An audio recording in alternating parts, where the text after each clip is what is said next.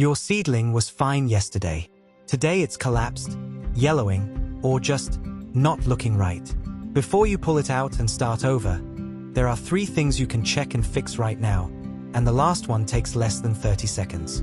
Most seedling problems trace back to one of 3 causes: water management, light exposure, or root environment. These aren't guesses. They account for the overwhelming majority of seedling failures in home gardens and small-scale nurseries alike.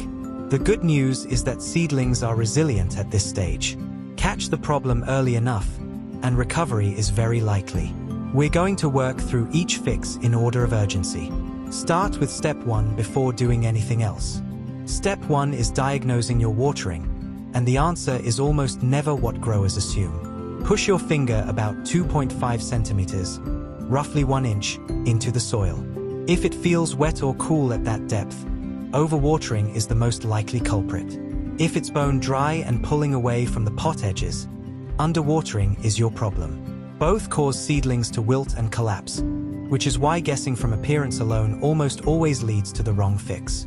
Overwatering is the more common killer.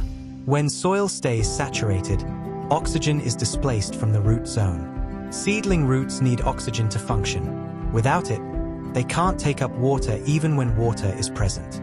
The seedling wilts not from dryness, but from suffocation. This condition can develop within 24 to 48 hours in poorly draining containers.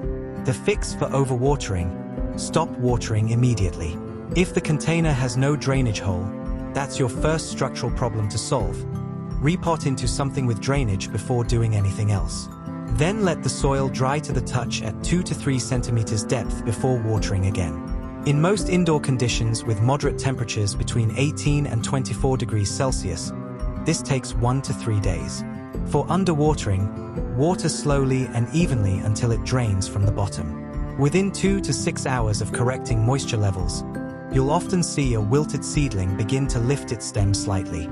That's your first sign you've identified the right cause. Step 2 is light, and this is where most beginners make a mistake that compounds into a bigger problem. If your seedling has a long, pale, thin stem, what growers call etiolation, it's reaching for more light than it's getting. This isn't just an aesthetic issue. An elongated stem has less structural integrity, which makes it prone to toppling and vulnerable to fungal disease at the soil line. The solution is to increase light intensity, but do it gradually if moving from indoors to outdoors.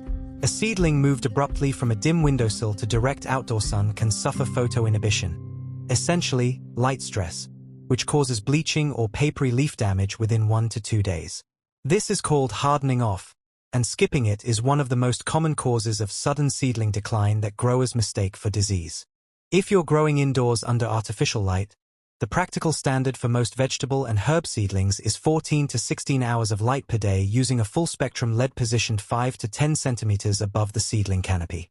Too far away recreates the etiolation problem. Too close, under 3 centimeters with high output LEDs, can cause heat or light stress. Within 3 to 5 days of correcting light conditions, new growth near the tip will come in more compact and darker green. That's your indicator the plant is recovering. Step 3 involves the part you can't see without doing a little detective work: the root zone. Carefully remove your seedling from its container by turning it sideways and tapping gently. You're looking for 2 things: root development and soil structure. Healthy roots are white to off-white, firm, and branching. Brown, mushy, or foul-smelling roots indicate root rot, most often caused by a combination of overwatering and a pathogen that thrives in waterlogged conditions. In early-stage root rot, recovery is possible. In advanced cases where the majority of roots are affected, the seedling rarely survives. If you see early root rot, some brown tips but mostly white roots still present, trim the damaged roots with clean scissors, allow the roots to air for 15 to 30 minutes, and repot into fresh, sterile seed-starting mix. Do not reuse the old soil. Pathogen spores persist in contaminated media. Seed-starting mix should be light, well aerated, and not compacted. If your mix feels dense or has crusted over at the surface, common with garden soil used as a substitute, water and air penetration are both compromised.